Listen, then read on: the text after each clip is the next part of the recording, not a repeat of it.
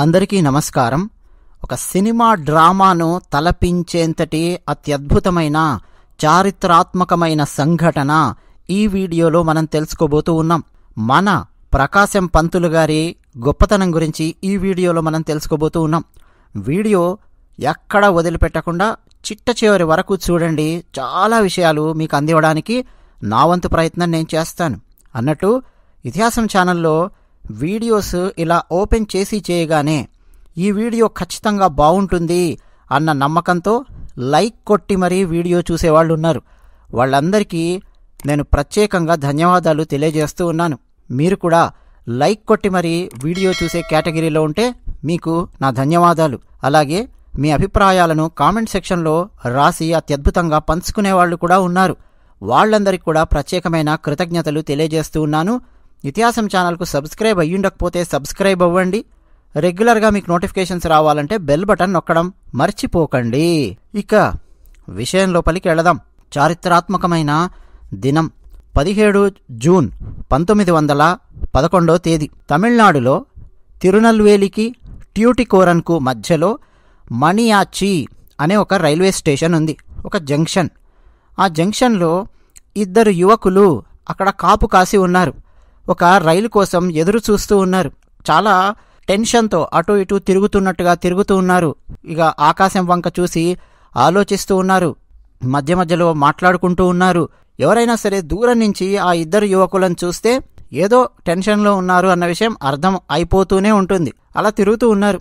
సరే రైలు కోసం ఎదురు చూస్తున్నారులే అని చెప్పి అనుకుంటారు కదా ఎవరన్నా కానీ. రైల్వే స్టేషన్లో ప్లాట్ఫామ్ మీద అలా తిరుగుతూ ఉంటే అదే అనుకున్నారు అక్కడ ఉన్నటువంటి కొంతమంది ప్రయాణికులు. సరిగ్గా రైలు వచ్చి ఆగింది. అది జంక్షన్. రైలు ఆగిన తర్వాత అక్కడ నీళ్లు నింపుకోవడము, ఇంకేమైనా సరే ఇతరత్ర సామాన్లు లోడింగ్ అన్లోడింగ్ చేయడము జరుగుతుంది. కాసేపు రైలు అక్కడే ఆగుతుందన్నమాట. రైలు ఆగగానే డైరెక్ట్గా ఒక యువకుడు ఫస్ట్ క్లాస్ కంపార్ట్మెంట్ లోపలికి ఎక్కాడు. లోపల అలా నడుచుకుంటూ వెళ్ళాడు. ఆ యువకునికి కావాల్సిన వ్యక్తి ఎదురుగా కనిపించాడు. ఆ ఎదురుగా కనిపించిన వ్యక్తి ఎవరో కాదు, British ICS officer Robert William d'Escourt Ashe అని చెప్పి కూడా అంటారు. రాబర్ట్ యాషే షార్ట్కట్లో చెప్పాలంటే. బ్రిటిష్ అధికారి ఆ రైల్లో కూర్చొని ఉన్నాడు తన సీట్లో. సరిగ్గా ఆ బ్రిటిష్ అధికారి దగ్గరికి వెళ్ళి తన జేబులో నుంచి ఆటోమేటిక్ పిస్టల్ దాన్ని బయటికి తీశాడు ఈ యువకుడు. డైరెక్ట్గా కణతలకు గురిపెట్టి పాయింట్ బ్లాంక్ రేంజ్లో ఆ బ్రిటిష్ ఆఫీసర్ను కాల్చిపారేశాడు. ఒక్కసారిగా కలకలం.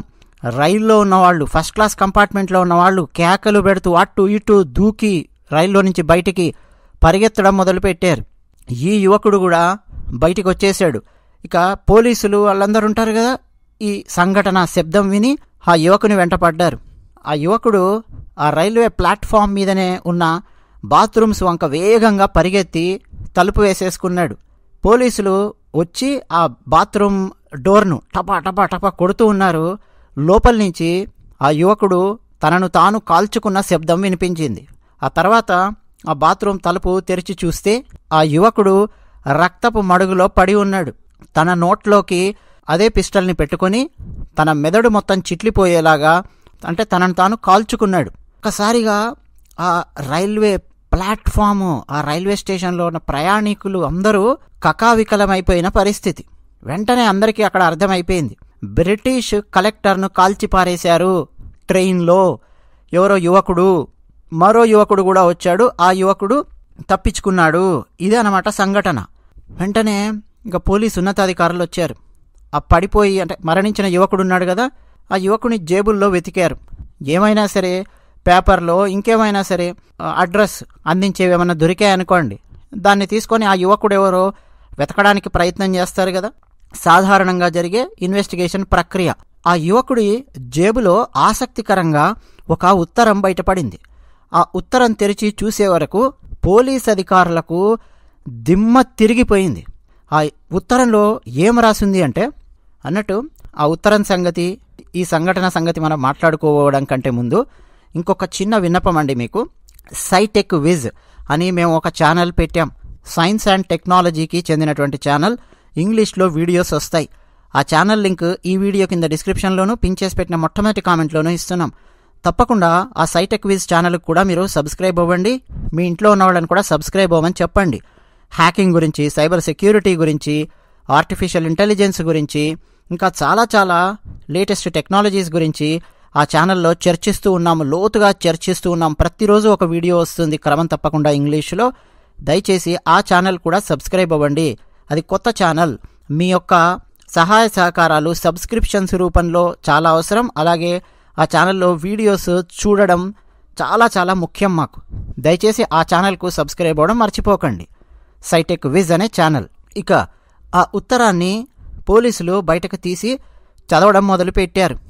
ఆ ఉత్తరంలో ఏం రాసిందంటే, భారతదేశాన్ని ఈ బ్రిటిష్కు చెందిన మ్లేచ్చులు స్వాధీనం చేసుకున్నారు. భారతీయ సనాతన ధర్మాన్ని తొక్కేస్తూ నాశనం చేస్తూ ఉన్నారు. ప్రతి భారతీయుడు ఇంగ్లీష్ వాళ్లను ఈ దేశం నుంచి పారద్రోలి స్వరాజ్యం పొందడానికి, సనాతన ధర్మాన్ని తిరిగి పునరుద్ధరించడానికి ప్రయత్నం చేస్తున్నారు. భారతీయులు మన ధర్మాలన్నింటినీ తొక్కేస్తున్నారు బ్రిటిష్ వారు. పవిత్రమైన ఈ భూమిలో వీళ్ళు గోమాంస భక్షణ చేస్తూ, గోమాంస భక్షకుడైన మ్లేచ్చుడు జార్జ్ 5కు పట్టాభిషేక ఏర్పాట్లు చేస్తున్నారు. బ్రిటిష్ రాజు జార్జ్ 5 మన దేశంలోకి అడుగుపెట్టగానే అతన్ని చంపడం కోసం 3000 మంది మద్రాసీలు ప్రతిజ్ఞ చేశారు. మా ఉద్దేశ్యాలను నలుగురికి తెలియజేయడం కోసం మా సంస్థలో అతి చిన్నవాడినైన నేను ఈరోజు ఈ పని చేశాను. భారతదేశంలోని ప్రతి ఒక్కరూ దీన్ని తమ విధిగా భావించాలి. బ్రిటిష్ వారిని తరిమి తరిమి కొట్టాలి అని రాసి కింద సంతకం ఉందండి. సంతకం ఉంది, పేరు కూడా ఉంది. వాంచినాథన్ అయ్యర్ శంకొట్టై అని ఊరి పేరు, ఆయన పేరు రాసింది. ఇప్పుడు పోలీసులకు అర్థమయ్యింది, ఓహో ఈ మరణించిన యువకుని పేరు వంచినాథన్ అయ్యర్ లేదా వంచినాథ్ అయ్యర్. ఎంత ఉంది వయస్సు అని చెప్పి చూస్తే 30 లోపే కనిపిస్తోంది. సరే శంకొట్టై అని చెప్పి రాసింది కదా, ఎక్కడుంది అని చెప్పి పోలీసులు అక్కడున్న వాళ్ళని అడిగితే ట్రావెన్కోర్ రాజ్యంలో భాగంగా ఉందండి. ఒక పక్క కేరళ, మరో పక్క తమిళనాడు. ప్రస్తుతం చూస్తే ఆ మ్యాప్లో ఆ మధ్యలో అక్కడ ఉంటుంది శంకొట్టై అనే ప్రదేశము. అక్కడి వాడు ఈ వంచినాథన్ అని అర్థమయ్యింది. వెంటనే పోలీసులు ఇన్వెస్టిగేషన్ స్టార్ట్ చేశారు. ఆ ఊరికి వెళ్ళారు, శంకొట్టై అనే ఊరికి. రఘుపతి అయ్యర్, రుక్మిణి అమ్మాళ్ అనే దంపతులకు జన్మించాడు వంచినాథన్ అయ్యర్ 1886 సంవత్సరంలో. ఆ యువకుని ఇంటి పేరు శంకరన్ అయితే వాంచి వాంచి అని చెప్పి కూడా పిలుస్తూ ఉండేవారు. శంకొట్టైలో పాఠశాల విద్య పూర్తి చేసుకొని ఆ తర్వాత త్రివేంద్రంలోని తిరునాల్ మహారాజా కళాశాలలో BA చదివాడు యువకుడు. కాలేజీలో ఉండగానే మున్నీర్ పల్లం సీతారామయ్య గారి పెద్ద కూతురు పొన్నమ్మతో వివాహం జరిగింది. ఆ తర్వాత కళాశాల నుంచి పట్టా పొందిన తర్వాత పునలూర్ క్యాథడ్రల్లో పనిచేశాడు. ట్రావెన్కోర్లో పనిచేస్తున్నప్పుడు VO చిదంబరం పిళ్ళై, నీలకంఠ బ్రహ్మచారి, సుబ్రహ్మణ్య శివ, తమిళనాడు జాతీయవాది అయినటువంటి సుబ్రహ్మణ్య భారతి ఇలాంటి వాళ్ల ప్రభావానికి అతను గురయ్యాడు ఈ యువకుడు. ఇక అక్కడి నుంచండి ఎలాగైనా సరే బ్రిటిష్ వాళ్లను తరిమి కొట్టాలి అన్న లక్ష్యంతో తన జీవితాన్ని ముందు కొనసాగిస్తూ ఉన్నాడు. ఇప్పుడు వయస్సు అంటే మరణించే సమయానికి ఈ భారత స్వాతంత్రోద్యమకారుడు వాంచినాథన్ అయ్యర్ వయస్సు కేవలం 25 సంవత్సరాలు మాత్రమే. మరి ఇతను రాబర్ట్ యాషే అనే బ్రిటిష్ అధికారిని ఎందుకు చంపాడు అన్నది పెద్ద ప్రశ్న వచ్చింది. మామూలుగా అండి అప్పటి వరకు పోలీసుల మీద దాడి జరిగేది, అడపాదడపా ఇలాంటి సంఘటనలు ఉన్నాయి. కానీ ఒక ఉన్నతాధికారి మీద, ఇంత పెద్ద ఉన్నతాధికారి మీద దక్షిణ భారతదేశంలో ఈ రకమైన సంఘటన జరగడం అన్నది మొట్టమొదటిసారి. బ్రిటిష్ లా అన్నది మన భారతదేశంలో ప్రారంభం అయ్యాక ఆ చనిపోయిన వ్యక్తి ఇండియన్ సివిల్ సర్వీస్ పాస్ అయ్యి కలెక్టర్గా పనిచేస్తున్న వ్యక్తి. సరే కొన్ని గ్రంథాల్లో మనకు సబ్ కలెక్టర్ అని చెప్పి కనిపిస్తుంది, మొత్తానికి ఉన్నతాధికారి. ట్యూటికోరన్లో ఆయన పనిచేస్తూ ఉన్నాడు ఈ ఉన్నతాధికారి. ICS అంటే ఇప్పటి భాషలో వినేవాళ్ళందరికీ అర్థం కావాలంటే IASతో సమానమండి. ఒకప్పుడు IAS అనేది లేదు, ICS అని చెప్పి ఉండేది, ఇండియన్ సివిల్ సర్వీస్ అని. ఆ ఇండియన్ సివిల్ సర్వీసే కాలక్రమేణా IASగా మారింది. మనం IAS ఆఫీసర్స్కు ఎంత విలువ ఇస్తామో మనకు తెలుసు కదా. ఒక జిల్లా కలెక్టర్కు ఎంత పవర్ ఉంటుందో మనలో చాలామందికి తెలిసిందే. ఒక్క సంతకం పెడితే చాలు, ఎక్స్ట్రాగా పోలీసులను డిప్లాయ్ చేయగలరు. ఐపీఎస్ ఆఫీసర్స్ కూడా ఐఏఎస్ ఆఫీసర్స్కు ఒక మెట్టు కిందే ఉంటారు. ఐఏఎస్ ఆఫీసర్స్కు జ్యుడిషియరీ పవర్ కూడా ఉంటుంది. అక్కడికక్కడ ఎలాంటి నిర్ణయాలైనా తీసుకోగలరు. ఆ జిల్లాకు సంబంధించినంత వరకు ఎలాంటి నిర్ణయమైనా తీసుకోగలిగే సామర్థ్యం ఐఏఎస్ ఆఫీసర్కు ఉంటుంది. అంత పవర్ ఉంటుంది. అలాంటి పవర్ ఈ రాబర్ట్ డబ్ల్యూఈ ఆషే. అన్నట్టండి, ఇక్కడ అదనంగా మరో సమాచారం ఇస్తాను. ఇతిహాసం ఛానల్ సబ్స్క్రైబ్ అయ్యి వినడం వల్ల ఇలాంటి లాభాలు వస్తాయి మీకు. అదనపు సమాచారం ఏంటంటే, సుభాష్ చంద్రబోస్ గారు ఆయన కూడా ఐసీఎస్ పాస్ అయ్యారు. వాళ్ళ నాన్నగారు ఒకటే సుభాష్ చంద్రబోస్ గారు వెంటబడేవారు. ఒరే, నువ్వు ఐసీఎస్ పాస్ అవ్వరా, మంచి ఉన్నతాధికారి అవ్వు, అలా నీ జీవితాన్ని కొనసాగించు, నీకు చక్కగా మంచి బంగళా ఇస్తారు, వాళ్లే కారు ఇస్తారు, మంచి జీతం ఇస్తారు, చక్కగా వివాహం చేసుకొని పిల్లల్ని కానీ అత్యద్భుతంగా మంచి ఫస్ట్ క్లాస్ జీవితాన్ని గడపొచ్చురా, బ్రిటిష్ వాళ్లే నిన్ను పిలిచి కూర్చోబెట్టి వాళ్ళ సమావేశాలలో పాల్గొనేలా చేస్తారు, నువ్వు అలాంటి అద్భుతమైన జీవితాన్ని గడపొచ్చు, ఐసీఎస్ ఆఫీసర్ అవ్వచ్చు అని వాళ్ళ నాన్నగారు చెప్తూ ఉంటే, సరే నాన్నగారు ఐసీఎస్ పాస్ అవ్వాలి అంతే కదా అని లండన్కి వెళ్ళి చదువుకొని ప్రిపేర్ అయ్యి ఐసీఎస్ ఎగ్జామ్ రాశారు సుభాష్ చంద్రబోస్ గారు. అందులో ర్యాంక్ సాధించారు. మొత్తం న్యూస్ పేపర్స్ అన్నిట్లో వచ్చింది, ఐసీఎస్ పరీక్ష పాస్ అయ్యారు సుభాష్ చంద్రబోస్ అని. ఆ తర్వాత ఇంటికి ఉత్తరం రాశారు, మీరు కోరినట్టుగా ఐసీఎస్ పరీక్ష నేను పాస్ అయ్యాను, కానీ నేను వీళ్ల దగ్గర పనిచేయడానికి సిద్ధంగా లేను, వీళ్లకు వ్యతిరేకంగా పనిచేయడానికి సిద్ధంగా ఉన్నాను, ఒక్కొక్క బ్రిటిష్ వాడిని మెడబట్టి బయటికి గెంటేసి మనం మన దేశాన్ని పరిపాలించుకునే దశలోకి, ఆ దిశలోకి తీసుకెళ్లే విధంగా నేను పోరాటం చేస్తాను అని సుభాష్ చంద్రబోస్ గారు ఉత్తరం రాశారు. ఐసీఎస్ అనగానే నాకు అకస్మాత్తుగా అది గుర్తొచ్చింది. సరే, ఈ ఐసీఎస్ ఆఫీసర్ ఈయన మరణము ఒక్కసారిగా తమిళనాడులోనే కాదండి, దక్షిణ భారతదేశంలో ఒక వణుకు పుట్టించింది బ్రిటిష్ వారి లోపల. పైగా ఆ ఉత్తరంలో ఏముంది, బ్రిటిష్ వారికి వ్యతిరేకంగా పనిచేయడానికి, అలాగే బ్రిటిష్ రాజు కింగ్ జార్జ్ V మన భారతదేశంలోకి అడుగు పెట్టగానే అతన్ని చంపడం కోసం 3000 మంది మద్రాసీలు ప్రతిజ్ఞ చేశారు. ఇవి చదివేసరికి ఇంకా ఎంతమంది ఉన్నారో అన్న భయం పుట్టింది. బ్రిటిష్ అధికారులకు ఎక్స్ట్రాగా సెక్యూరిటీ పెంచారు. బాంబే ప్రెసిడెన్సీ నుంచి, కలకత్తా ప్రెసిడెన్సీ నుంచి అదనంగా బలగాలను తమిళనాడులో, అంటే మద్రాస్ ప్రెసిడెన్సీలో ఉన్న తమిళనాడులో ప్రస్తుతం అక్కడ డిప్లాయ్ చేశారు. ఇక పోలీసు అధికారులందరూ ఒక సమావేశం నిర్వహించి, ఇదేదో సామాన్యంగా తేల్చే కేసు కాదు, దీని వెనక ఎవరెవరున్నారో మొత్తం ఆ చైన్ అంతా వెతకాలి, అందరినీ తీసుకురావాలి, ప్రతి ఒక్కడిని ఉరికంబం ఎక్కించేదాకా మనం నిద్రపోకూడదు, లేకపోతే బ్రిటిష్ వాళ్ళంటే ఇక్కడి ప్రజలకు భయం ఉండదు, చాలా వేగంగా ఈ కేసు సాల్వ్ చెయ్యాలి, కావాలంటే తీసుకోండి, ఏమేం కావాలో అదనంగా మనుషులను తీసుకుంటారా, డబ్బు తీసుకుంటారా, ఇంకా అదనంగా ఇంకేమన్నా ఇన్ఫ్రాస్ట్రక్చర్ మీకు ఏం కావాలో మొత్తం తీసుకోండి, కానీ వేగంగా ఎవరెవరు దీని వెనక ఉన్నారో అందరినీ పట్టుకురండి, ఈ హత్య వెనక ఉన్నవాళ్లను అని పోలీస్ అధికారులు, ఉన్నతాధికారులు సమావేశం నిర్వహించి కింద ఉన్న పోలీసులందరికీ చెప్పారు. ఇక పోలీసులండి బ్రిటిష్ ఇన్వెస్టిగేషన్ పద్ధతులలో ఇన్వెస్టిగేషన్ చేయడం మొదలుపెట్టారు. ఈ వాంచినాథన్ అనే యువకుడు ఎక్కడ తన జీవితాన్ని ప్రారంభించాడు, వాళ్ళ ఊరేమిటి, ఆయన స్నేహితులెవరు అని చెప్పి ప్రారంభించి ఆయన ఇంటికి వెళ్ళి ఆయన భార్య తల్లిదండ్రులతో మాట్లాడి ఆ ఇంట్లో ఏమేం ఉత్తరాలున్నాయో, ఆయన పుస్తకాలు ఏమేమి ఉన్నాయో మొత్తం తీసుకొని చూశారు. ఆ ఉత్తరాలలో కొన్ని ఉత్తరాలు వీళ్లకు దొరికాయి. ఆ ఉత్తరాలలో అర్ముగం పిళ్ళై అనే వ్యక్తి నిరంతరం ఈ వాంచినాథన్తో టచ్లో ఉండేవాడు అన్న విషయం అర్థమయ్యింది. ఎవరు అర్ముగం పిళ్ళై అని చాలా ఈజీగా వెతికి కనుక్కోగలిగారు. ఆ అర్ముగం పిళ్ళై ఏం చాలా పెద్దవాడు కాదు, అతను కూడా యువకుడే, ఓ బక్క ప్రాణి. తీసుకొచ్చి ఆ అర్ముగం పిళ్ళైని కొట్టారు. వెంటనే అతను, అయ్యా సార్, నేను అప్రూవర్గా మారతాను, నన్నేమీ చేయకండి అని చెప్పాడు. సరే ఏంటో చెప్పు, ఎందుకు ఇట్లా హత్య చేశారు ఏమిటి అంటే తనకు తెలిసిన వివరాలు ఏంటనేవి అర్ముగం పిళ్ళై కొన్ని చెప్పాడు.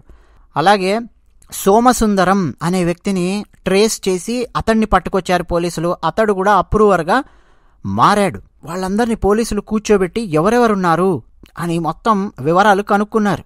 పోలీసులకు అసలు మైండ్ బ్లాక్ అయిపోయింది. ఏమైందంటే, మనకు ఇప్పుడు తమిళనాడు దగ్గర పాండిచ్చేరి ఉంటుంది, మనందరికీ తెలుసు కదా, అది ఫ్రెంచ్ టెరిటరీ. బ్రిటిష్ వారి చేతుల్లో లేదది, ఫ్రెంచ్ వారి చేతుల్లో ఉన్నది. సో బ్రిటిష్ వారికి వ్యతిరేకంగా పనిచేయాలి అనుకునే భారత స్వాతంత్రోద్యమకారులందరూ కూడా, అంటే తమిళనాడులోనూ ఆ దక్షిణ భారతదేశంలో ఉన్న వాళ్ళు పాండిచ్చేరికి వెళ్ళి అక్కడ పొలిటికల్ అసైలం తీసుకొని, అంటే వాళ్ళు పాండిచ్చేరిలో ఉన్నంత వరకు బ్రిటిష్ అధికారులు ఎవరూ కూడా అడుగుపెట్టి వాళ్ళని అరెస్ట్ చేయలేరు. అక్కడి నుంచి స్వాతంత్రోద్యమం కోసం పనిచేయడం మొదలుపెట్టారు. ఉదాహరణకు అరబిందో ఘోష్, వివిఎస్ అయ్యర్, ఇంకా చాలామంది పెద్ద పెద్ద వాళ్ళు అక్కడ ఉన్నారు. మహాకవి సుబ్రహ్మణ్య భారతి. అక్కడి నుంచి గెరిల్లా యుద్ధాన్ని డిజైన్ చేయడము, బ్రిటిష్ వారితో ఎలా పోరాడాలి అని రకరకాల పుస్తకాలు ప్రచురించడము, ఇంగ్లీషులోను తమిళంలోను. ఆ పుస్తకాలన్నింటినీ సీక్రెట్గా పాండిచ్చేరి నుంచి బ్రిటిష్ వారు ఉన్నటువంటి తమిళనాడు మద్రాస్ ప్రెసిడెన్సీ ప్రాంతానికి తీసుకొచ్చి ఆ పుస్తకాలను సర్క్యులేట్ చేయడానికి ప్రయత్నం చేయడము, ఇట్లా చాలా చాలా జరుగుతూ ఉండేవి. బ్రిటిష్ వాళ్ళు కొన్ని పబ్లికేషన్స్ని అప్పటికే బ్యాన్ చేశారు, తమకు వ్యతిరేకంగా పుస్తకాలు పబ్లిష్ చేస్తున్నాయి అని. ఇంకా పాండిచ్చేరి అలాంటి ప్రాంతం. ఈ బ్రిటిష్ అధికారిని చంపాలి అన్నది పాండిచ్చేరిలో ప్లాన్ చేశారు. అంతేకాదు బ్రిటిష్ వాళ్లకు వ్యతిరేకంగా పనిచేసే చాలా గ్రూపులు అందులో ఇన్వాల్వ్ అయ్యి ఉన్నాయి అన్న విషయం కూడా కొంత అర్థమయ్యింది. మొత్తానికి పోలీసులు పట్టుకొచ్చిన అప్రూవర్స్ని కూర్చోబెట్టి మాట్లాడితే 14 మంది పేర్లు బయటికి వచ్చాయి. ఎవరైతే యువకుడు వంచినాథన్తో సహా రైల్వే స్టేషన్కి వెళ్ళాడో ఆ యువకుని పేరు కూడా బయటికి వచ్చింది. ఆ యువకుని పేరు శంకర కృష్ణ అయ్యర్. మొత్తం 14 మంది పేర్లు ఛార్జ్ షీట్లో ఏర్పాటు చేశారండి, రాశారు. ఇండియన్ పీనల్ కోడ్ ప్రకారము వాళ్ళందరి మీద హత్యా నేరం మోపబడింది. రెండోది అత్యంత కీలకమైనది, బ్రిటిష్ చక్రవర్తికి వ్యతిరేకంగా యుద్ధాన్ని చేస్తున్నారు వీళ్ళు, కుట్ర చేస్తున్నారు వీళ్ళు అన్న నేరం వాళ్ళ మీద పెట్టారు. ఈ కుట్ర నేరము అని అంటే అండి చాలా చాలా భయంకరమైన నేరం కింద పరిగణిస్తుంది బ్రిటిష్ సామ్రాజ్యం. అంటే ఖచ్చితంగా వాళ్లకు ఉరిశిక్ష వేసి తీరతారు. కొంతమందినేమో అతి భయానకంగా అండమాన్ జైలుకు తరలించి అక్కడ వాళ్ళ జీవితం మగ్గిపోయేలా చేసింది బ్రిటిష్ ప్రభుత్వం. మన వీర సావర్కర్, ఆయన అండమాన్లో ఎన్ని సమస్యలు ఎదుర్కొన్నారో, ఆయన మీద కూడా ఇలాంటివే అండి, కుట్ర ఇవన్నీ కూడా పెట్టారు. ఎవరా 14 మంది ఛార్జ్ షీట్లు అంటే, ఒకరు నీలకంఠ అలియాస్ బ్రహ్మచారి, ఒక బ్రాహ్మణ యువకుడు, 21 సంవత్సరాల వయస్సు ఉంటుంది, జర్నలిస్టుగా పనిచేస్తూ ఉన్నాడు. మంచి ఆవేశపూరితమైన యువకుడు, భారత స్వాతంత్రోద్యమం పట్ల ఆకర్షితుడైన వ్యక్తి, చూడ్డానికి అసలు చాలా అందంగా ఉంటాడు, అత్యద్భుతమైన నైపుణ్యం ఉంటుంది మాట్లాడడంలో కానీ ఇతరులను కన్విన్స్ చేయడంలో కానీ. సో రాబర్ట్ యాషే హత్య కేసులో లీడర్ ఇతనే, ఆ కుట్ర డిజైన్ చేసింది అన్నది పోలీసులు ఛార్జ్ షీట్లో మొట్టమొదటి పేరు నీలకంఠ పేరు పెట్టారు. రెండో పేరు శంకర కృష్ణ అయ్యర్. ఇతను ఎవరు అంటే ఒక యువకుడైన రైతు, ఊళ్ళో చిన్న పొలం ఉంది, దున్నుకుంటూ ఉన్నాడు. ఇతను వాంచినాథన్తో కలిసి ఆ రాబర్ట్ యాషేని చంపడం కోసం రైల్వే స్టేషన్కి వచ్చి అక్కడ ఉన్నాడు. ఒకవేళ వంచినాథన్ గనక చంపలేకపోతే అతనికి బ్యాకప్గా శంకర కృష్ణ అయ్యర్ ఉన్నాడు. ఇతని దగ్గర కూడా తుపాకీ ఉంది. ఒకవేళ వంచినాథన్ చంపలేకపోతే శంకర కృష్ణ అయ్యర్ ఆ ట్రైన్ లోపలికి ఎక్కి ఆ రాబర్ట్ యాషేని కాల్చి పారేయాలి. ఇదన్నమాట ప్లానింగ్, డిజైనింగ్. సో ఈ శంకర కృష్ణ అయ్యర్ పేరు రెండో పేరుంది. మూడో పేరు మడత్తు కడై చిదంబరం పెళ్ళై అని రాశారు ఛార్జ్ షీట్లో. అతను కూరగాయలు అమ్ముకునే అబ్బాయి. నాలుగో పేరు ముత్తుకుమారస్వామి పెళ్ళై. ఇతను కుండలు చేసి అమ్ముకునేవాడు. ఇతడు మాత్రం 40లలో ఉన్నాడు అతని వయస్సు. ఐదో పేరు సుబ్బయ్య పెళ్ళై.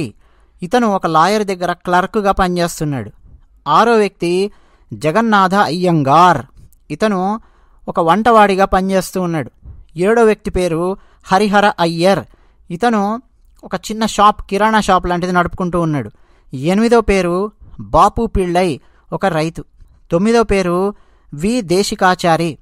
ఇతను ఒక చిన్న వ్యాపారం చేసుకుంటున్నాడు. 10వ పేరు వెంబు అయ్యర్. ఇతను వంట చేసుకుంటూ బతుకుతూ ఉన్నాడు. 11వ పేరు సవాడి అరుణాచలం పిళ్ళై, రైతు. 12వ పేరు అళగప్ప పిళ్ళై. ఇతను టీనేజ్లో ఉన్నాడు. ఇతను కూడా ఒక రైతు. 13వ పేరు వందే మాతరం సుబ్రహ్మణ్య అయ్యర్, ఒక స్కూల్ మాస్టర్. ఇతను టీచర్గా పనిచేస్తున్నాడు. 14వ పేరు పిచ్చుమణి అయ్యర్. ఇతను కూడా వంటవాడిగా పనిచేస్తూ ఉన్నాడు. సో ఎక్కువ శాతం మంది 20లలో ఉన్నారు. 21, 22, 23, 24 అంతే వయస్సు. ఈ 14 మంది పేరు ఛార్జ్ షీట్లో రాశారు. ఈ 14 మందిలో అత్యంత కీలకమైనటువంటి పేర్లు 2 టాప్ 1లో ఉన్నవి. నీలకంఠ పేరు, శంకరకృష్ణ అయ్యర్ పేరు. ఇక పత్రికలలో వ్యాసాలు, అయిపోయిందిరా వీళ్ళ పని అని. ఈ కింద కొంతమంది సహాయం చేసిన వాళ్ళు ఉన్నారు కదా, ఈ హత్యకు అంటే ఎట్లా చేయాలి, ఏం చేయాలి, అతను ఎక్కడి నుంచి వస్తాడు, ఫస్ట్ క్లాస్ కంపార్ట్మెంట్లో ఎక్కడెక్కుతాడు, ఏం చేస్తాడు, ఎలా చంపాలి, తుపాకీ ఎవరు తీసుకొచ్చారు, ఇవన్నీ కూడా పోలీసులు కనిపెట్టి మొత్తం డాక్యుమెంట్స్, ఫోటోలు అన్నీ కలెక్ట్ చేసి కోర్టులో సబ్మిట్ చేయడం మొదలుపెట్టారు. ఇదే అండి కేసు. మరి వీళ్ళందరినీ లోపల వేయించడానికి బ్రిటిష్ వారి తరపున బ్రిటిష్ వారి public prosecutor Madras high court CF Napier ఆయన పనిచేస్తూ ఉన్నారు. ఈ సిఎఫ్ నేపియర్కు అసిస్టెంట్స్గా లాయర్స్ టి రిచ్మండ్ అనే లాయరు, ఏ సుందర శాస్త్రిగళ్ అనే లాయర్ పనిచేస్తూ ఉన్నారు. మామూలుగా ఇలాంటి హత్య కేసులను జిల్లా కోర్టులలో విచారిస్తారు. సెషన్స్ కోర్టు జడ్జి విచారిస్తారు, తిరునల్వేలిలో విచారించాలి. కానీ ఈ హత్యకు ఉన్న రాజకీయపరమైన ప్రాముఖ్యత వల్ల మరణించిన అధికారి బ్రిటిష్ ఐసిఎస్ ఆఫీసర్ అయ్యుండడం వల్ల ఈ కేసును జిల్లా జడ్జి అంటే సెషన్స్ జడ్జి విచారించకుండా డైరెక్ట్గా మద్రాసు హైకోర్టుకు ఈ కేసును తరలించారు.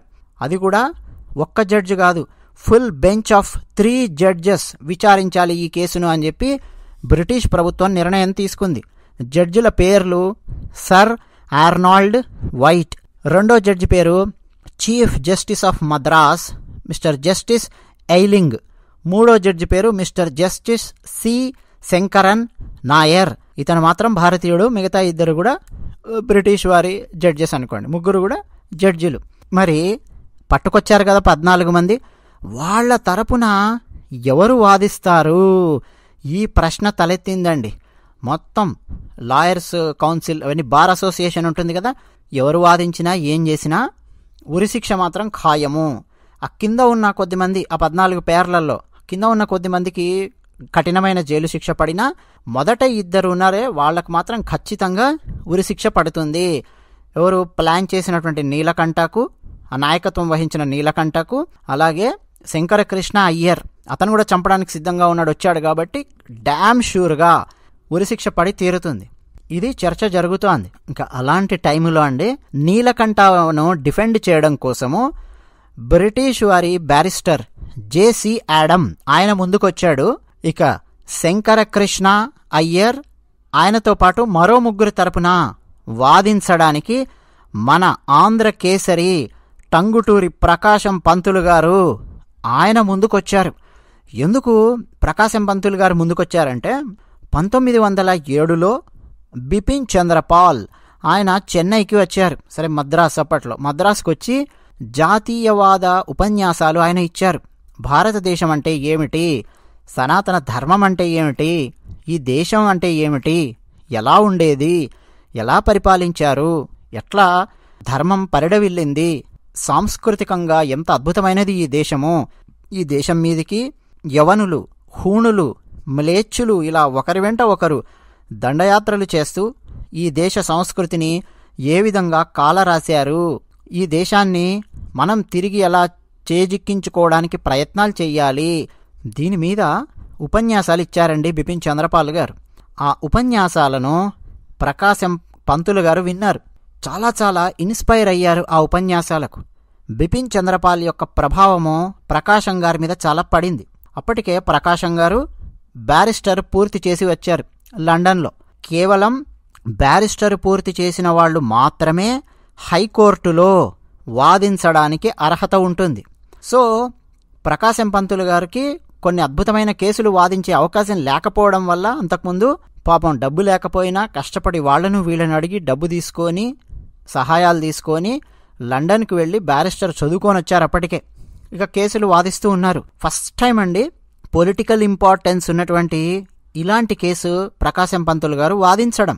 చాలామంది వచ్చి చెప్పారు, ప్రకాశం నాకు అర్థమవుతూనే ఉంది, జాతీయవాద లక్షణాలు ఇవన్నీ నీలో ఉన్నాయి, స్వాతంత్రోద్యమాన్ని కాంక్షించే లక్షణాలున్నాయి, కానీ ఈ కేసులో నువ్వు ఓడిపోతావు, ఖచ్చితంగా ఆ శంకరకృష్ణ అనేవాడికి ఉరిశిక్ష వేసి తీరతారు, ఉరిశిక్ష ఏమైనా తప్పించుకున్నా అండమాన్ జైలుకు వాడిని పంపిస్తారు, అయిపోయింది వాడి పని, నువ్వెందుకు వాడి తరపున వాదిస్తావు అని ప్రకాశం పంతులు గారికి చాలామంది లాయర్లు అక్కడ కొంతమంది చెప్పారు. ప్రకాశం గారేమో లేదండి, నా ప్రయత్నం నేను చేస్తాను, ఆ శంకరకృష్ణను రక్షించడానికి ఒక లాయర్గా నా ప్రయత్నం నేను చేస్తాను. మరి నేను ఒక లాయర్ని అయినప్పుడు మన నైపుణ్యం ఏమిటో మనం ఉపయోగించడానికి ప్రయత్నం చేయాలి కదా, స్వాతంత్రం కోసం పనిచేస్తున్న ఇలాంటి వాళ్ల కోసము అని ప్రకాశం గారు మాట్లాడారు. సరే నీ కర్మ అన్నారు కొంతమంది లాయర్సు, అతని శ్రేయోభిలాషులు. ఎంత భయంకరమైన కేసో అందరికీ అర్థం కావాలి అంటే ఒకసారి చిన్న ఉదాహరణ చెప్తాను. ఆ తర్వాతి రోజులలో భగత్ సింగ్, రాజ్గురు, సుఖ్దేవ్ ఈ ముగ్గురిని బ్రిటిష్ ప్రభుత్వం ఉరితీసింది, చంద్రశేఖర్ ఆజాద్ గారిని కాల్చి చంపింది తెలుసు మనకు. ఈ నలుగురు ఒక హత్య కేసులో ఉన్నారు. సైమన్ కమిషన్ అనేది వస్తుంటే భారతదేశానికి సైమన్ గో బ్యాక్ అని ధర్నా చేశారండి శాంతియుతంగా లాలా లజపతి రాయ్ గారు. మన భారత స్వాతంత్రోద్యమకారులు చాలా గొప్పవారు. పోలీసులు లాఠీచార్జ్ చేస్తే ఆ లాఠీ దెబ్బలకు తట్టుకోలేక లాలా లజపతి రాయ్ గారు మరణించారు. ఆ మరణానికి పగ తీర్చుకోవడం కోసం, సమాధానం చెప్పడం కోసం భగత్ సింగ్, సుఖ్దేవ్, రాజ్గురు, చంద్రశేఖర్ ఆజాద్ వీళ్ళందరూ ప్లాన్ చేసి జేమ్స్ స్కాట్ అనే బ్రిటిష్ ఉన్నతాధికారిని కాల్చి చంపారు. అందుకని భగత్ సింగ్, సుఖ్దేవ్, రాజ్గురు ముగ్గురికి కూడా ఉరిశిక్ష విధించారు. నిజానికి భగత్ సింగ్ గారు పట్టుబడింది వేరే కేసులో. భగత్ సింగ్ అలాగే బటుకేశ్వర్ దత్ అనే మరో స్వాతంత్రోద్యమకారుడు, వీళ్ళిద్దరూ కూడా బాంబ్స్ తయారు చేసి సెంట్రల్ లెజిస్లేటివ్ అసెంబ్లీ ఢిల్లీలో ఎవరూ లేని చోట అంటే బాంబులు విసిరి స్లోగన్స్ చేస్తూ వాళ్లకు వాళ్లుగా అరెస్ట్ అయ్యారు. అరెస్ట్ అయిందేమో ఆ కేసు. తర్వాత తవ్వితే భగత్ సింగ్ మీద హత్య కేసు కూడా ఉంది అనేది బయటకు వచ్చింది. బటుకేశ్వర్ దత్నేమో అండమాన్ జైలుకు పంపించారు, భగత్ సింగ్నేమో హత్య కేసులో కలిపేసేసి మొత్తానికి ఉరిదీశారు. ఎందుకు ఇది చెప్తున్నానంటే బ్రిటిష్ ఉన్నతాధికారులను హత్య చేశారు అనంటే ఇక వాళ్ళు ఉరిశిక్ష నుంచి తప్పించుకోలేరు, చావు నుంచి వాళ్ళు తప్పించుకోలేరు. ఇలా మనకు చాలా ఉదాహరణలున్నాయి. అంత తీవ్రమైనటువంటి కేసు ఇది. ఇక ప్రకాశం పంతులు గారండి కోర్టుకొచ్చారు. Robert Ashe murder case trial Madras హైకోర్టులో 93 రోజుల పాటు నడిచింది. సెప్టెంబర్ 1911 నుంచి జనవరి 1912 మధ్యలో నడిచింది. వందల మంది సాక్షులను ప్రవేశపెట్టింది బ్రిటిష్ ప్రభుత్వం. అంటే పోలీస్ డిపార్ట్మెంట్ డాక్యుమెంటరీ ఎవిడెన్స్ పట్టుకొచ్చారు, ఉత్తరాలు పట్టుకొచ్చారు, డైరీలు తీసుకొచ్చారు, పట్టుకున్న వాళ్ళవి, వాళ్ళకి ఎవరెవరితో లింకులున్నాయి అవన్నీ తీసుకొచ్చారు. వాళ్ళ దగ్గర దొరికిన రకరకాల పుస్తకాలు, బ్రిటిష్ వారికి వ్యతిరేకంగా దొరికిన రకరకాల పబ్లికేషన్స్కు చెందిన బ్యాన్ చేయబడిన పుస్తకాలు తీసుకొచ్చారు. రికార్డ్స్, ఎవిడెన్సెస్, రిపోర్ట్స్ ఇవన్నీ కూడా ఫైల్ చేసి ఆ ముగ్గురు జడ్జిల ముందు పెట్టడం మొదలుపెట్టారు. ఆ ముగ్గురు జడ్జిలు కూడా చాలా కూలంకషంగా, చాలా కీలకంగా ఒక్కొక్క డాక్యుమెంట్ పరిశీలిస్తున్నారు. ఎందుకంటే బ్రిటిష్ ఐసీఎస్ ఆఫీసర్ మరణించేసరికి ప్రతి ఒక్కరికి ఈ కేసు ఏమవుతుంది అన్నటువంటి ఆసక్తి ఉంది. ప్రకాశం పంతులు గారు ఏం చేశారంటే, తాను లండన్లో బ్యారిస్టర్ చదువుకొచ్చారు కదా, లండన్లో ఉన్న తన మిత్రులకు ఉత్తరాలు రాశారు. అలాగే కలకత్తాలో ఉన్నటువంటి కొంతమందికి ఉత్తరాలు రాశారు. బాంబే ప్రెసిడెన్సీలో ఉన్నటువంటి సీనియర్ లాయర్స్ కొంతమందికి ఉత్తరాలు రాశారు. తన అసిస్టెంట్స్ కొంత డబ్బిచ్చి కలకత్తాకు, బాంబేకు పంపించారు. అక్కడ ఉన్న లైబ్రరీస్లో తనకు రెఫరెన్స్ కోసం కావాల్సిన లా పుస్తకాలను తీసుకురమ్మని పంపించారు. చెన్నైలో ఉన్నటువంటి లైబ్రరీలో లా పుస్తకాలను క్షుణ్ణంగా పరిశీలించడం మొదలుపెట్టారు. అంతకుముందు అంటే బ్రిటిష్ వారు పరిపాలిస్తున్నటువంటి ఏ దేశాలలో అయినా, భారతదేశంలో అయినా సరే, బ్రిటిష్ ఉన్నతాధికారులను చంపినప్పుడు ఎలాంటి శిక్షలు పడ్డాయి, ఆ కేసులలో ఏమేం లొసుగులున్నాయి, ఎక్సెప్షన్స్ ఏమున్నాయి అని తిండి లేకుండా, నిద్ర ఏమీ లేకుండా, నిద్రాహారాలన్నీ మానేసి పాపం రాత్రులు లేదు పగలు లేదు అధ్యయనం చేస్తూ పాయింట్స్ తయారు చేసుకుంటూ కూర్చున్నారు ప్రకాశం గారు. రకరకాల పుస్తకాలు తెప్పించారు. ఎందుకంటే కోర్టులో వాదించడం అంటే భావోద్వేగాలతో వాదిస్తే కుదరదు కదండి. లా పాయింట్స్ అనేవి మాట్లాడాలి, ఎవిడెన్స్ అనేది ఉండాలి, అంతకుముందు ఏమేం కేసెస్ ఉన్నాయో వాటిని కోట్ చేయగలిగే సామర్థ్యం ఉండాలి. వెతుకుతూ వాటన్నింటి డేటా తయారు చేసుకుంటున్నారు ప్రకాశం గారు. ఇక ట్రయల్ ప్రారంభం అయ్యిందండి. ప్రాసిక్యూషన్ వాళ్ళు అంటే బ్రిటిష్ తరపు వాదిస్తున్నటువంటి నేపియర్ గారు, ఆయన ఏం చెప్పారంటే, ప్రధాన నిందితుడు నీలకంఠ అలియాస్ బ్రహ్మచారి, ఇతను 1910 ఏప్రిల్ నెల ఈ కుట్రకు తెరతీశాడు. చాలా సీక్రెట్గా సమావేశాలను తెంకాసి లాంటి ప్రదేశాలలో నిర్వహించాడు. ఎవరెవరైతే బ్రిటిష్ వారిని భారతదేశం నుంచి వెళ్ళగొట్టాలి అని చెప్పి అనుకుంటున్నారో అలాంటి యువకులందరినీ చేరదీశాడు. ఉదాహరణకు రాబర్ట్ యాషేని చంపిన వాంఛీనాథన్, అలాగే ఆయన మిత్రులు కొంతమందిని, ఇంకా మరికొంతమంది యువకులను ఒక దగ్గర తీసుకొచ్చి కూర్చోబెట్టి సీక్రెట్గా సమావేశాలు నిర్వహించాడు. అంతేకాదు ఆ సమావేశాలలో వీళ్ళు కొన్ని రిచువల్స్ కూడా చేశారు. ఏంటి, అర్ముగం పిళ్ళై అనే అప్రూవర్ ఇచ్చినటువంటి డేటా ప్రకారము ఒక కాళీమాత పోస్టర్ ఒకటి పెట్టారు. ఆ పిక్చర్ పెట్టారు కాళీమాతది వాళ్ళ సీక్రెట్ మీటింగ్లో మధ్యలో. అక్కడ రెడ్ పౌడర్ పెట్టారు అంటే కుంకుమ, సేక్రెడ్ యాష్ పెట్టారు అంటే విభూతి, కొన్ని పువ్వులు అక్కడ పెట్టారు. ఆ తర్వాత వీళ్ళందరినీ నలుగురు లేదా ఐదుగురుగా లైన్లలో కూర్చోబెట్టారు. అందరి చేతులకి పేపర్స్ ఇచ్చి ఆ పేపర్స్ మీద కుంకుమతోనూ నీళ్లతోనూ ఆ పేపర్లను పవిత్రంగా ఉండేలాగా వాటికి అద్దమని చెప్పాడు. అందరు అద్దారు. ఆ తర్వాత ఆయన చెప్పాడు, ఇది కుంకుమ కాదు, తెల్లవాడి రక్తమో, వందే మాత్రం అని చెప్పి రాయండి అన్నాడు. అందరూ వందే మాత్రం అని చెప్పి రాశారు.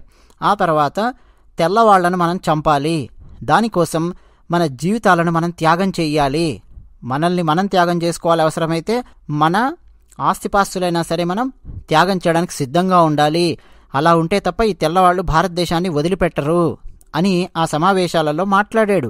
ఆ తర్వాత ప్రతి ఒక్కరూ తమ పేర్ల ఎదుట, అంటే తమ పేరు రాసి పేపర్ మీద, దాని ఎదుట వాళ్లకు కావాల్సిన విధంగా ఇంకొక అలియాస్ పేరు వాళ్లకు వాళ్లే సృష్టించుకున్నారు.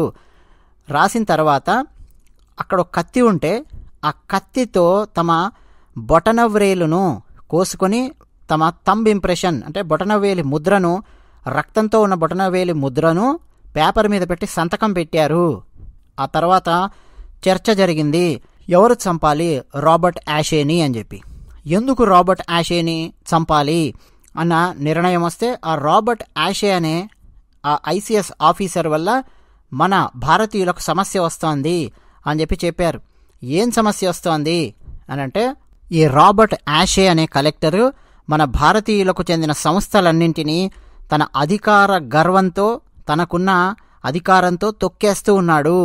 ఉదాహరణకు విఓ చిదంబరం పిళ్ళైకి చెందిన పర్ల్ ఫిషింగ్ కంపెనీ ఉంది, అది మన భారతదేశానికి చెందినటువంటి వాళ్ళ కంపెనీ. దాన్ని తొక్కేయడం కోసము ఆ కంపెనీ మీద రకరకాల ఆంక్షలు విధిస్తూ బ్రిటిష్ వాళ్లకు చెందిన కంపెనీకి ఎక్కువగా లాభాలు వచ్చే విధంగా, బ్రిటిష్ కంపెనీస్ ఎక్కువగా భారతదేశంలో పాతుకుపోయే విధంగా రకరకాల చర్యలు తీసుకుంటూ వస్తున్నాడు ఈ రాబర్ట్ యాషే అనే వ్యక్తి. అంతేకాకుండా భారతీయులను చాలా చాలా చిన్నచూపు చూస్తాడు, హీనంగా చూస్తాడు. సో ఇలాంటి ఐసిఎస్ ఆఫీసర్ని గనక ఒక్కసారి మనం మట్టుబెడితే బలమైన సందేశాన్ని మనం బ్రిటిష్ వారికి పంపించినట్టు అవుతుంది అని ఆ మీటింగ్లో చర్చించుకున్నారు. సరే, మొత్తానికి ఈ రాబర్ట్ యాషే అనే వ్యక్తిని చంపడానికి వాంఛీనాథన్ అయ్యర్ అతను ముందుకొచ్చాడు. ఒకవేళ అతను గనక చంపలేకపోతే అతనితో పాటు పక్కన ఈ శంకరకృష్ణ అయ్యర్ అతను కూడా ఉన్నాడు. అంటే కీలకమైన పాత్ర శంకరకృష్ణ అయ్యర్ కూడా పోషించాడు. మొత్తానికి వీళ్ళిద్దరు యువకులు రైల్వే స్టేషన్కి వెళ్ళారు. సో మొత్తానికి జూన్ 17వ తేదీ 1911వ సంవత్సరము రాబర్ట్ యాషేని పాయింట్ బ్లాంక్ రేంజ్లో కాల్చి చంపాడు వాంఛీనాథన్.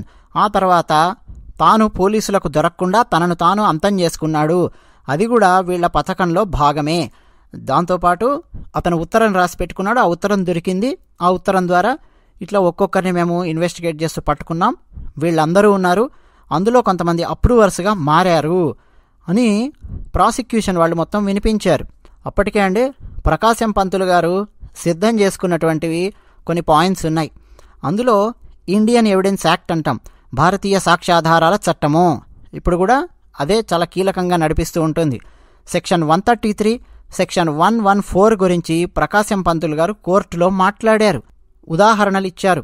ఒక వ్యక్తి మరణించాడు అనుకుందాం, ఆ వ్యక్తి మరణించడానికి ఏ అనే ఒక వ్యక్తి ఒక మిషన్ను తప్పుగా ఫిక్స్ చేయడం వల్ల జరిగింది అనుకుందాం. ఆ తప్పుగా మిషన్ను ఫిక్స్ చేస్తున్నాడు అన్న విషయము బి అనే వ్యక్తికి కూడా తెలుసు. ఇప్పుడు బి అనే వ్యక్తి పోలీసుల దగ్గర అప్రూవర్గా మారితే దాని అర్థము బి అనే వ్యక్తికి తీవ్రమైన శిక్ష విధించాలి అని కాదు. ఏ అనే వ్యక్తినే ప్రధానమైన నిందితుడిగా భావించాలి. ఇప్పుడు ఏ అనే వ్యక్తి ఎవరంటే వాంచినాథన్ అయ్యర్. అతను మరణించాడు. తీవ్రమైనటువంటి నేరం చేసింది ఎవరు? హత్య అనేది నేరం కాబట్టి చేసింది ఎవరు? అతను మరణించాడు. కాబట్టి ఇప్పుడు మిగతా ఎవరినైతే తీసుకొని వచ్చారో వాళ్లను అంత తీవ్రమైన నేరస్తులుగా పరిగణించాల్సిన అవసరం లేదు అని ప్రకాశం పంతులు గారు వాదించడం మొదలుపెట్టారు.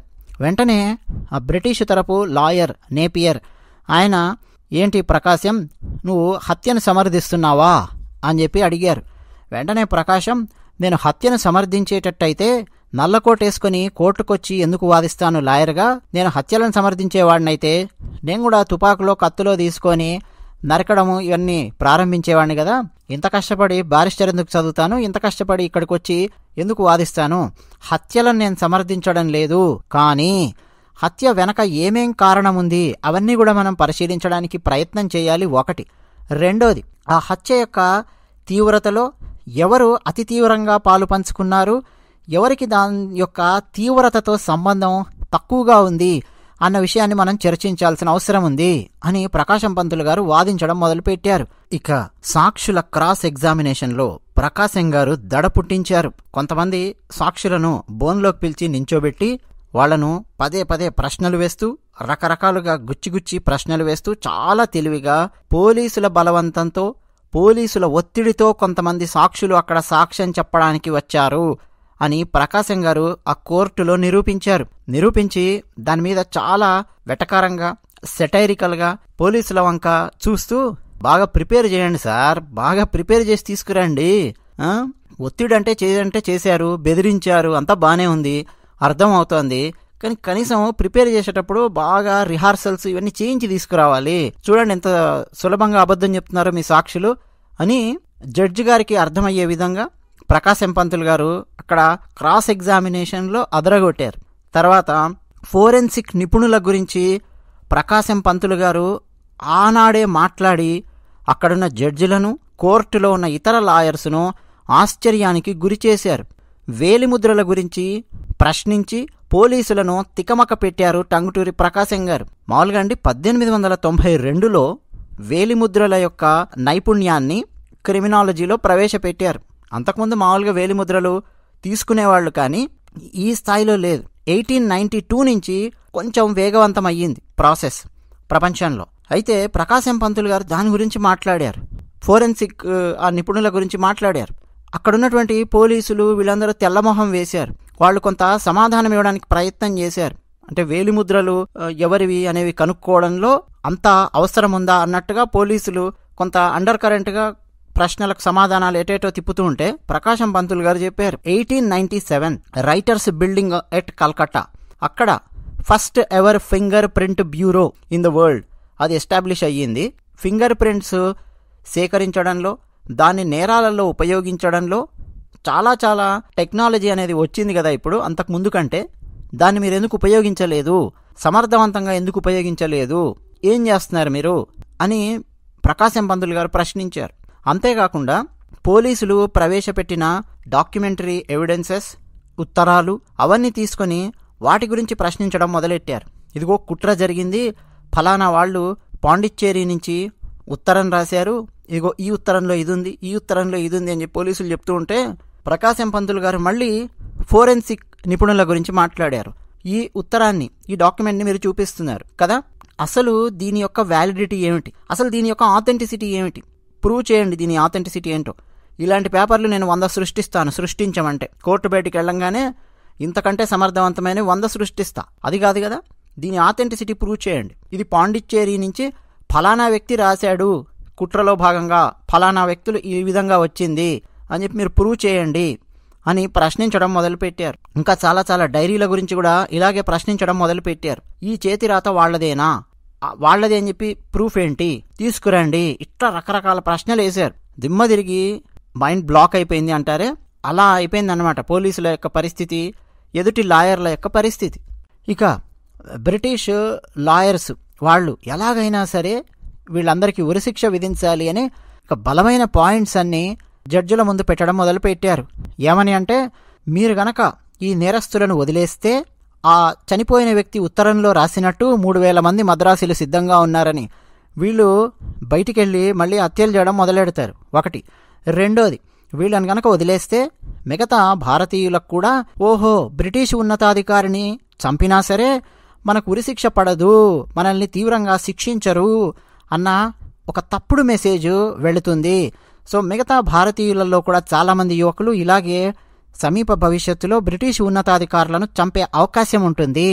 కాబట్టి ఖచ్చితంగా మీరు ఈ నిందితులకు ఉరిశిక్ష విధించి, అంటే కఠినమైన శిక్ష విధించి సమాజానికి ఒక బలమైన సందేశాన్ని పంపించాల్సిందే అని బ్రిటిష్ వారి తరపు లాయర్ నేపియర్ వాదించారు. ప్రకాశం పంతులు గారు ఏమన్నారంటే, వీళ్ళు చేసింది చట్ట ప్రకారం నేరం. అవును, హత్యలో పాలు పంచుకున్నారు. అయితే వీళ్ళు హత్య చేశారు కదా అని చెప్పి వీళ్లను మనం కోర్టు ద్వారా ఈ విధంగా ఉరిశిక్ష విధించి హత్య చేయడం మొదలు పెడితే ఇక మనం సరైనటువంటి జస్టిస్ ఇవ్వనట్టే. అసలు ఎందుకు వీళ్ళు ఆ మూలాల లోపలికి వెళ్ళారు, ఎందుకు అలా చేయాలని చెప్పి వీళ్ళు నిర్ణయం తీసుకున్నారు అన్నది మనం ఆలోచించాలి. వీళ్ళేమి దొంగతనాల కోసమో, అక్రమ సంబంధాల కోసమో, లేదు బందిపోట్లలాగా ఊర్ల మీద పడి దోచుకోవడం కోసమో, అమ్మాయిల మీద అఘాయిత్యాలు చేసి, గృహదహనాలు చేసి, అలాంటి పనులు చేసి, హత్యలు చేసి తప్పించుకున్నటువంటి వాళ్ళు కాదు వీళ్ళు ఒక ఆలోచన విధానాన్ని నమ్ముతూ వచ్చారు. వీళ్లకు బ్రిటిష్ అధికారుల వల్ల సమస్య వస్తుంది, భారతీయులకు సమస్య వస్తుంది అని చెప్పి నమ్ముతూ వచ్చారు. వాళ్ళ నమ్మకాలతో కాదు ఇక్కడ చర్చ. మనకు తెలివితేటలుంటే ఒకవేళ వాళ్ళ నమ్మకం తప్పైతే అది తప్పు అని నిరూపించడానికి ప్రయత్నం చేయాలి తప్ప ఇట్లా చంపుకుంటూ వెళ్ళామనుకోండి, దానివల్ల ఇలాంటివి ఆగుతాయి అని చెప్పి మనం అనుకోకూడదు. కేవలం వీళ్ళకేదో ఉరిశిక్ష విధించినంత మాత్రాన ఇక వేరే యువకులు ఎవరు తుపాకులను చేతుల్లోకి తీసుకోరు బ్రిటిష్ వారికి వ్యతిరేకంగా అని చెప్పి మీరు అనుకోకూడదు. ఎందుకు అనంటే వీళ్ళని నడిపిస్తున్నది అక్రమ సంబంధాలు, దొంగతనాలు ఇట్లాంటివి కావు. కొన్ని భావాలు వీళ్ళని నడిపిస్తూ ఉన్నాయి. మరి భావాలు వీళ్ళని నడిపిస్తూ ఉన్నప్పుడు సంఘర్షణ భావాల మధ్య ఉండాలి. వీళ్ళ ఆలోచన విధానంలో తప్పు ఉంటే అది తప్పు అని చెప్పి మనం నిరూపించడానికి ప్రయత్నం చేయాలి తప్ప ప్రభుత్వం తరపు నుంచి, లేదు సమాజం తరపు నుంచి, లేదు విద్యావంతుల తరపు నుంచి అలాంటివేమీ చేయకుండా వీళ్ళని చంపేశామనుకోండి, దానివల్ల లాభం లేదు. వీళ్ళ మనసులలో ఉండే భావాలను ఎదిరించలేక వీళ్ళని మనం చంపినట్టు అవుతుంది. పోనీ వీళ్ళేమన్నా ఇతరులను, అంటే వేరే అమాయకులను ఎవరినైనా కేవలం పొట్టన పెట్టుకున్నారా? ఒక అధికారిని టార్గెట్ చేశారు, ఒక కారణం పెట్టుకున్నారు, అతన్ని ఎలిమినేట్ చేశారు. వేరే ఇతర రైల్వే ప్రయాణికులను ఎవరైనా చంపారా? చంపలేదు. పోనీ తనను పట్టుకోవడానికి కొంతమంది ప్రయాణికులు పోలీసులు వస్తారని ఆ వ్యక్తికి తెలుసు, వాంచినాథన్కు. అతను కూడా పోలీసుల మీద కాల్పులు జరిపేసేసి టక పారిపోవచ్చు అక్కడి నుంచి. అతను పారిపోలేదు. అతను తనను తాను అంతం చేసుకొని ఆయన చెప్పాలనుకున్న సమాచారాన్ని ఆయన ఇచ్చాడు. అలాగే వచ్చినటువంటి మరో యువకుడు శంకరకృష్ణ అయ్యర్, అతని దగ్గర కూడా పిస్టల్ ఉంది, అంటే ఆటోమేటిక్ రివాల్వర్ ఉంది అని మీ పోలీసులే చెప్తున్నారు. మరి అతని దగ్గర రివాల్వర్ ఉన్నప్పుడు అతను మరికొంతమంది పోలీసులను, అక్కడే ఉన్నటువంటి బ్రిటిష్ ఉన్నతాధికారులను కొంతమందిని కాల్చి చంపి మరీ పారిపోయి ఉండొచ్చు. ఇతను ఎవరిని చంపలేదు. ఇతనికి ఆ ఉద్దేశం లేదు. కేవలం అతన్ని మాత్రమే ఎలిమినేట్ చేయాలనుకున్నారు, అతన్ని ఎలిమినేట్ చేశారు. కానీ మనం ఇప్పుడు వీళ్ళని చంపడం మొదలు పెడితే డెఫినెట్గా వీళ్ళ భావాలతో మనం పోరాడలేక, భావాలలో వీళ్లను ఎదిరించలేక, ఓడించలేక, వీళ్లకు వివరించలేక వీళ్ళని మనం చంపినట్టు అవుతుంది. ఆలోచించుకోండి అని ప్రకాశం పంతులు గారు మాట్లాడడం మొదలుపెట్టారు. ఇట్లా జడ్జులు అండి వాళ్ళు ఆలోచించడం మొదలెట్టారు. తర్వాత ప్రకాశం పంతులు గారు రకరకాల దేశాలలో, అంటే బ్రిటిష్ వారు పరిపాలిస్తున్న దేశాలలో ఉండే కేసులను ఉదహరించడం మొదలుపెట్టారు. ఇదిగో ఫలానా దేశంలో మీ చట్టమే ఉన్నది, ఈ చట్టమే ఉన్నది, అక్కడ ఫలానా అధికారిని ఫలానా వాళ్ళు చంపారు, కానీ మీరు వాళ్ళకి శిక్ష విధించలేదు, ఇగో ఈ కారణాలు చెప్పారు. ఆ కేసులో జడ్జి తీర్పు రాస్తూ ఇగో ఇది మాట్లాడారు అని చెప్పి ప్రకాశం పంతులు గారు ప్రజెంట్ చేయడం మొదలుపెట్టారు. ఇక మద్రాసు హైకోర్టును మొత్తం అండి ఒక రకంగా అల్లాడించారు ప్రకాశం పంతులు గారు. వీళ్లకు ఉరిశిక్ష విధిస్తాను అంటే నేను ఒప్పుకునే ప్రసక్తే లేదు, సమాజం తరపు నుంచి నేను మాట్లాడుతూ ఉన్నాను, ఒప్పుకునే ప్రసక్తే లేదు, ఇవి నా పాయింట్స్, కావాలంటే ఖండించండి నా పాయింట్స్ను అని ప్రకాశం పంతులు గారు గర్జించారు. ఇలా అండి 93 రోజుల పాటు ట్రయల్ అనేది నడిచింది. బ్రిటిష్ లాయర్స్ ఏం తీసుకొచ్చినా సరే దాన్ని ఖండించడము, ఆలోచింపజేసే విధంగా ప్రకాశం పంతులు గారు మాట్లాడడము, కొన్ని కేసులను ఉదాహరించడం, ఇలా చేస్తూ వచ్చారు. మొత్తం అయిన తర్వాత అండి జడ్జిలకు అర్థమైపోయింది ప్రకాశం పంతులు గారు, అంటే పంతులు గారు అనేది మనం అంటున్నాం కానీ ఇప్పుడు టంగుటూరి ప్రకాశం, టంగుటూరి ప్రకాశం వైపు బలమైన వాదన వినిపిస్తోంది అన్నది వాళ్ళకి అర్థమయ్యింది. ఫైనల్గా ఏం చెప్పదలుచుకున్నారయ్యా చెప్పండి అంటారు కదా.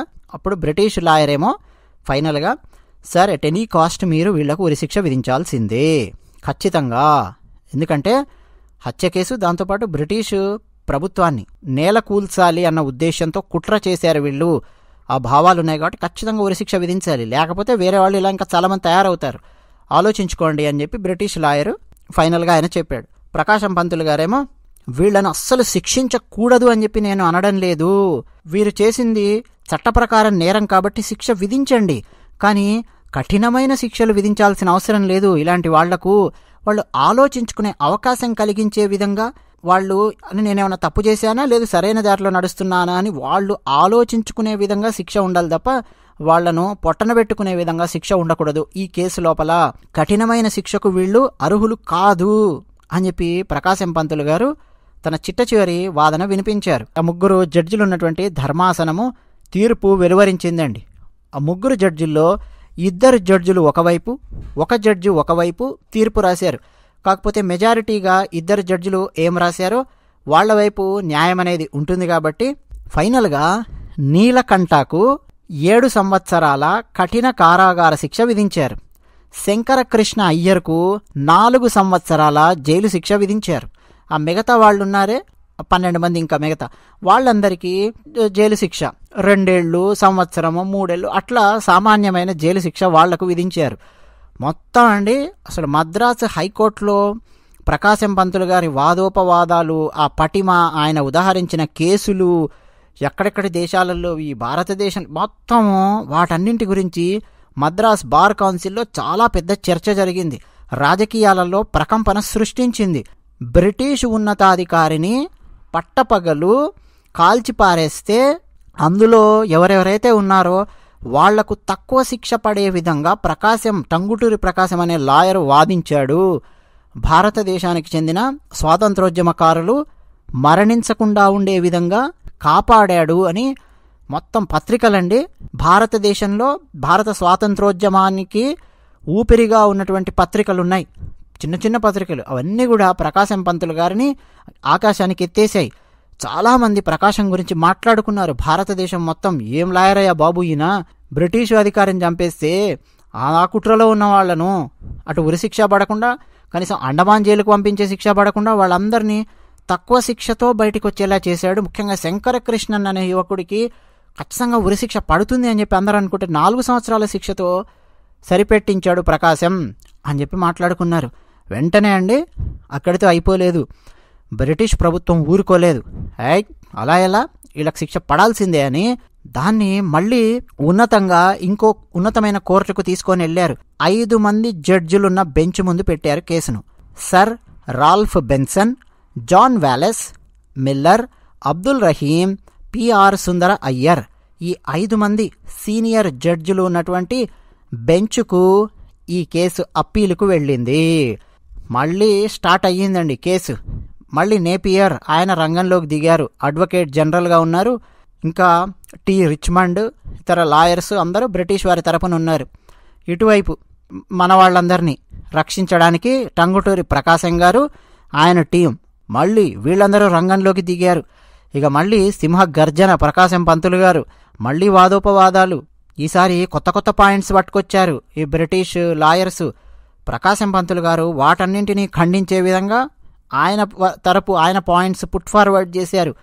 ఫైనల్గా అండి మళ్ళీ ఈ 5 మంది జడ్జిలున్న బెంచ్ ఫైనల్గా ఈ కేసును అంటే అప్పీల్ను డిస్మిస్ చేసి మద్రాసు హైకోర్టు ఏ శిక్షలైతే విధించిందో ఆ శిక్షలనే మేము ఖరారు చేస్తున్నాము, ఇంతకు మించి వీళ్లకు తీవ్రమైన శిక్షలు విధించాల్సిన అవసరం లేదు అని వాళ్ళు కూడా తీర్పిచ్చారు. ఆ తర్వాతి సంవత్సరాలలో అండి ఆ యువకుడు వాంచినాథన్ లేదా వాంచి అని చెప్పి కూడా అంటారు, ఏ రైల్వే స్టేషన్లో అయితే రాబర్ట్ యాషేని కాల్చి చంపాడో ఆ రైల్వే స్టేషన్ మణియాచి రైల్వే స్టేషన్, అది ఒక జంక్షన్ నేను ముందుగా చెప్పినట్టు, దానికి వాంచినాథన్ పేరు పెట్టారు. మనకు భారతదేశానికి స్వాతంత్రం వచ్చిన తర్వాత మీరెప్పుడైనా సరే తమిళనాడులోని తూత్తుకుడి జిల్లాలో ఉన్న మణియాచి జంక్షన్కు వెళితే మీ రైలు అక్కడ ఆగితే ఒకసారి బోర్డు మీద చూడండి, వంచి మణియాచ్చి జంక్షన్ అని చెప్పి రాసి ఉంటుంది. ఆ స్టేషన్ నుంచి దక్షిణం వైపు వెళ్లే సర్వీసెస్ అన్నీ తిరునల్వేలి వైపు వెళతాయి. తూర్పు వైపు వెళ్లే రైల్వే సర్వీసెస్ తూత్తుకుడి వైపు తీసుకొని వెళతాయి.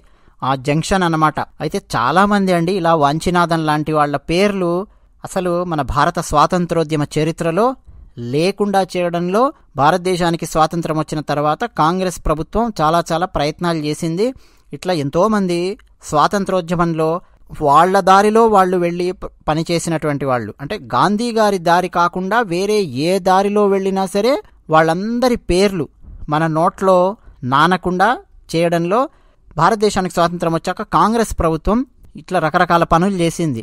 ఎందరో స్వాతంత్రోద్యమకారులు ఉన్నారండి. గాంధీ గారి దారి తీసుకొని ఉండకపోవచ్చు, వేరే దారి తీసుకొని ఉండొచ్చు, కానీ వాళ్ళ లక్ష్యము భారతీయుల కోసం పనిచేయడము, భారత స్వాతంత్రోద్యమం కోసం పనిచేయడం. వాళ్ళ పేర్లు కానీ, వాళ్ళ కథలు కానీ, వాళ్ళ వివరాలు కానీ ఎక్కడ కూడా మనకు పొందుపరచలేదు. 14 మందిలో ఇతరుల గురించి పోరాడినటువంటి లాయర్ల పేర్లండి. ఎండి దేవదాస్, వీరు ఆ తర్వాత జస్టిస్ దేవదాస్ అయ్యారు. JL Rosario, B Narasimha Rao, TM Krishnaswami Ayyar. ఈ కృష్ణస్వామి అయ్యర్ గారు ఆ తర్వాత మద్రాస్ బార్ అసోసియేషన్కు లీడర్ అయ్యారు. ఆ తర్వాత ట్రావెన్కోర్ హైకోర్టుకు చీఫ్ జస్టిస్ అయ్యారు తర్వాతి రోజుల్లో. ఎల్ఏ గోవిందరాఘవ అయ్యర్, ఎస్టి శ్రీనివాస గోపాలాచారి, వీరు చాలా గొప్ప ఎపిగ్రాఫిస్ట్, న్యూమిస్మాటిస్ట్, అంటే పురాతనమైన నాణాలను కలెక్ట్ చేసి వాటిని భద్రపరచడము చాలా చాలా గొప్ప వ్యక్తి అండి, లాయరు. అలాగే వి రైరు నంబియార్, వీరొక లాయరు. వీళ్ళందరూ కూడా మిగతా నిందితుల తరపున వీళ్ళు వాదించారు. వీళ్ళందరికీ కూడా గైడెన్స్ మన టంగుటూరి ప్రకాశం గారు ఇచ్చారు. ఇప్పుడు నేను మెన్షన్ చేస్తున్నటువంటి వీళ్ళందరండి ఆ తర్వాతి రోజుల్లో ప్రకాశం గారి గురించి ఎన్ని సందర్భాలలో ఎలాంటి స్టేట్మెంట్స్ ఇచ్చారో తెలిస్తే ఆశ్చర్యపోతారు. మామూలుడు కాదు టంగుటూరి ప్రకాశము. ప్రకాశానికి జడ్జిలే వణికిపోయే పరిస్థితి ఉండేది. జడ్జిలనే మందలించగలిగే స్థాయిలో ప్రకాశం ధైర్యాన్ని ప్రదర్శించేవారు కోర్టులలో అని చెప్పి వీళ్ళు మాట్లాడుతూ ఉండేవారు.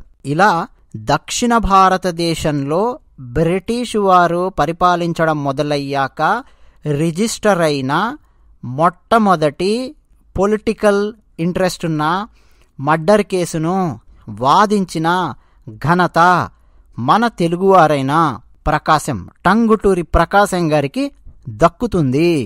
బ్రిటిష్ వారిని కాల్చి చంపితే వాళ్ల తరపున వాదించినటువంటి వ్యక్తి ప్రకాశం గారు.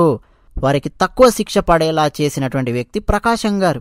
మరొకసారి మా ఛానల్కు సబ్స్క్రైబ్ అవ్వమని విన్నవించుకుంటూ అందరికీ ధన్యవాదాలు.